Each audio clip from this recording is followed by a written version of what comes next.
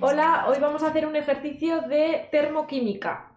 Este ejercicio dice así: a 1573 grados Kelvin, el 63% de una mezcla equimolecular de dióxido de carbono e hidrógeno se convierte en monóxido de carbono y agua al alcanzar el equilibrio. Nos dicen que sabiendo que tenemos esta reacción, en el apartado A nos piden calcular la constante de presiones y la variación de la energía libre de Gibbs a dicha temperatura. En el apartado B nos dicen que con las energías libres de Gibbs de formación a 298 Kelvin que se dan a continuación, tenemos que determinar la variación de la energía libre de Gibbs a 298 Kelvin para la misma reacción. Y para eso nos dan la energía libre de Gibbs de formación del CO2, del monóxido de carbono y del agua, todos ellos gaseosos. Y ya por último, en el apartado C nos piden que calculemos la variación de entalpía y la variación de entropía, suponiendo que no varían con la temperatura. Tenemos en el ejercicio, nos dicen que, está regido por una constante de presiones y nos dicen que en el equilibrio tenemos un alfa igual a 0,63 o 63%, ya que el 63% de la mezcla se convierte en los productos. Entonces esto significa que alfa es igual a 63% o 0,63.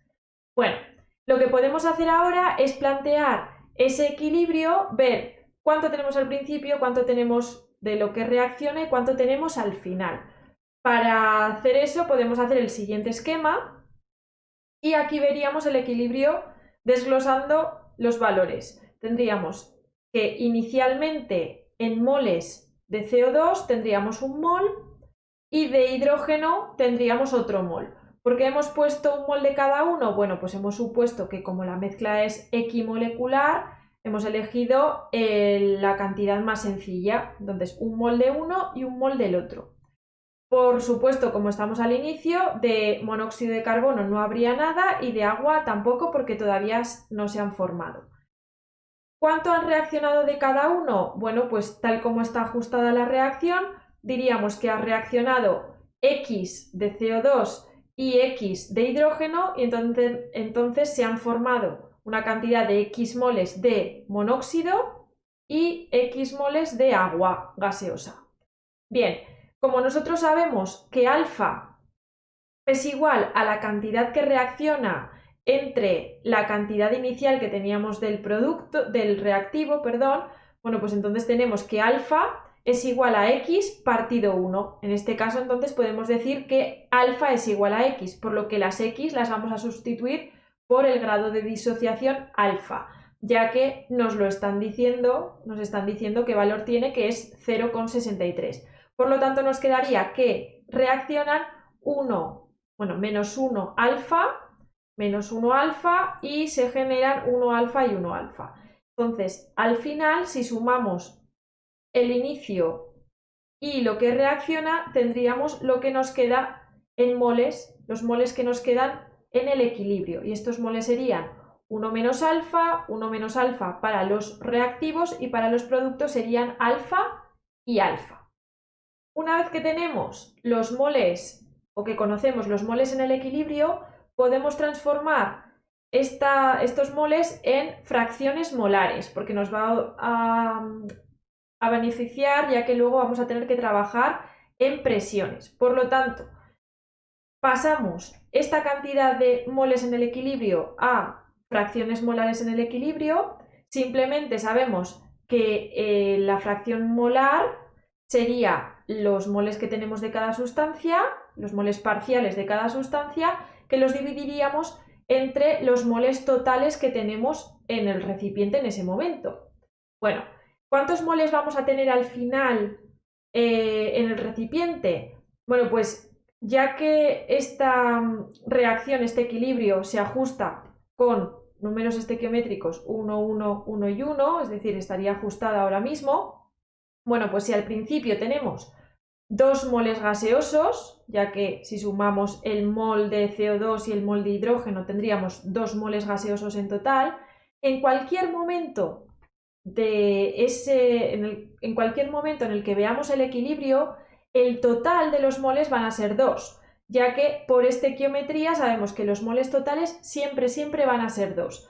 Si se gasta cierta cantidad de este mol de CO2, esa cierta cantidad se va a transformar y va a formar parte de este monóxido de carbono o de este agua. Por lo tanto, la cantidad, los moles totales, sea cual sea el tiempo en el que nos encontremos, da igual que sea al principio, aunque también da igual si no se ha alcanzado todavía el equilibrio o si ya hemos llegado al equilibrio, siempre los moles serán 2. Por lo tanto, para hallar la fracción molar en el equilibrio, simplemente tenemos que dividir los moles parciales de cada sustancia, en este caso 1 menos alfa para el CO2, entre los moles totales, que serían 2. Esto lo hacemos con todas las cantidades, dividimos entre 2 y ya tendríamos la fracción molar. Una vez que tenemos esto, lo que tenemos que hacer es pasarlo a presiones.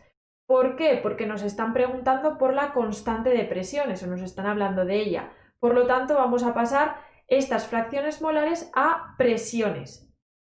¿Cómo hacemos esto? Bueno, pues nosotros sabemos que la presión parcial de un gas es igual a su fracción molar por la presión total que haya en el recipiente de reacción, en este caso. Bueno, pues por lo tanto vamos a hacer eso con cada uno de los compuestos, los dos reactivos y los dos productos. Para el CO2, bueno, pues tendríamos que multiplicar la presión total por la fracción molar del CO2 y esto en total equivaldría a la presión parcial del CO2 en el equilibrio.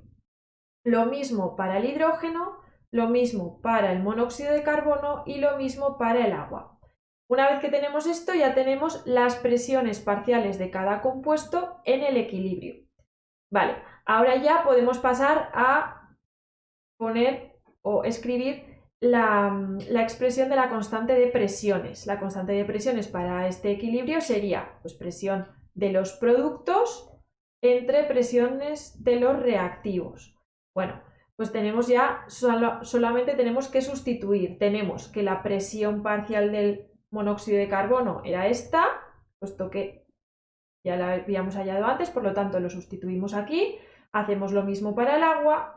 Hacemos lo mismo para el dióxido de carbono y lo mismo para el hidrógeno.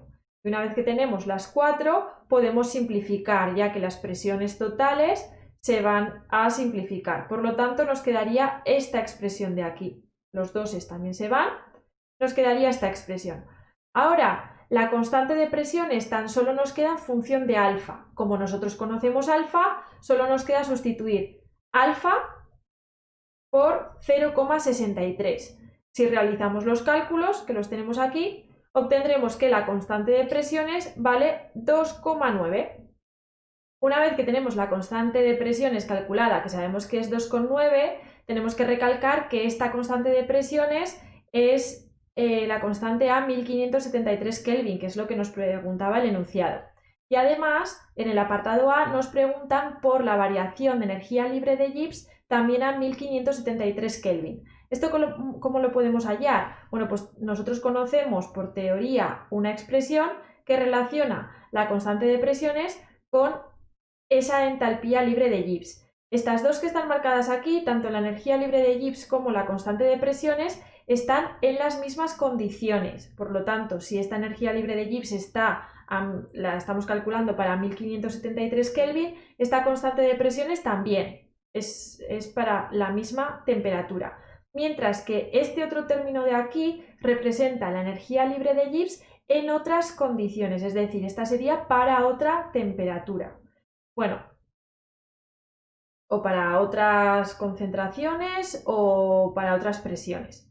Por lo tanto, este término de aquí, esta energía libre de Gibbs en otras condiciones, siempre va a ser cero una vez que se alcance el equilibrio. Es decir, que este término de aquí, siempre que se haya alcanzado el equilibrio, siempre que estemos en un equilibrio, va a ser cero.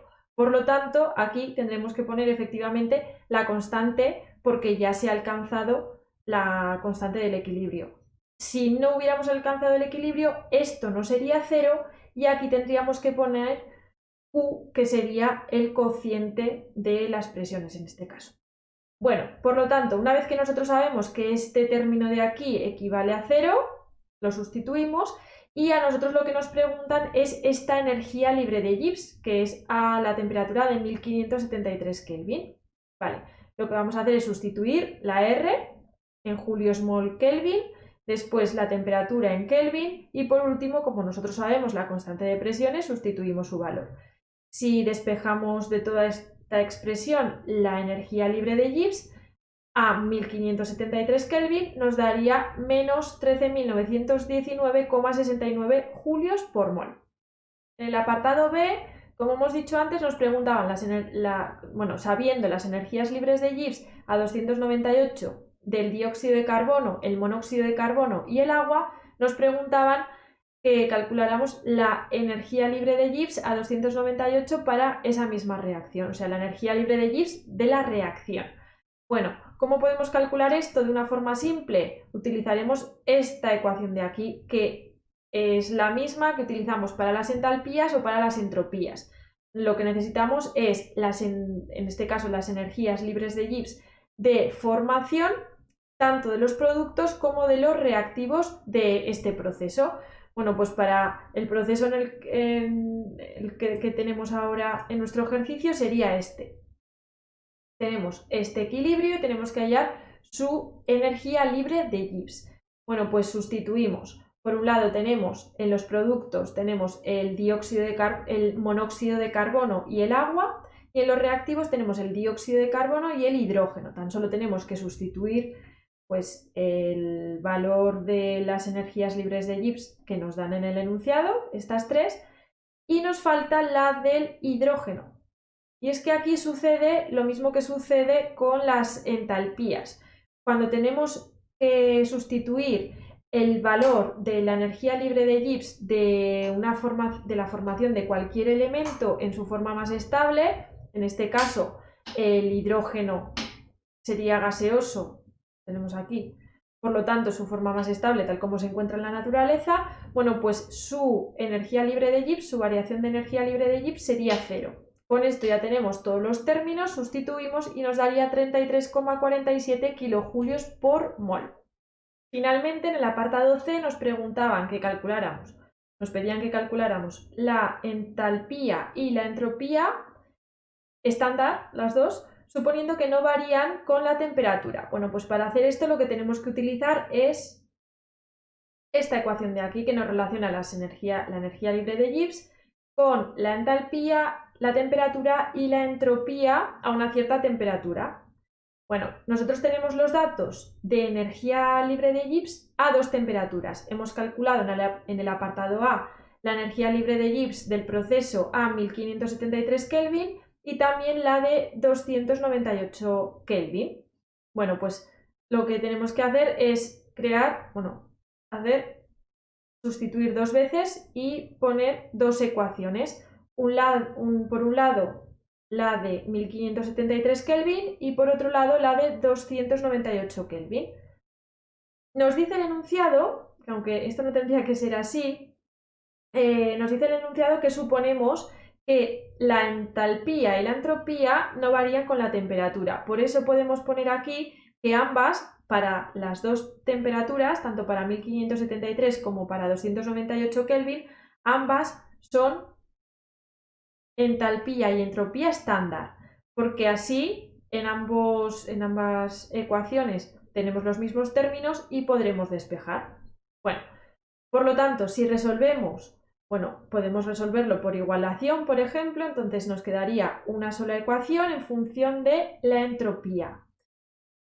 Con todo esto podemos despejar la entropía, en este caso pues ya hemos dicho que es la entropía en condiciones estándar, y nos daría 37,15 julios partido mol Kelvin.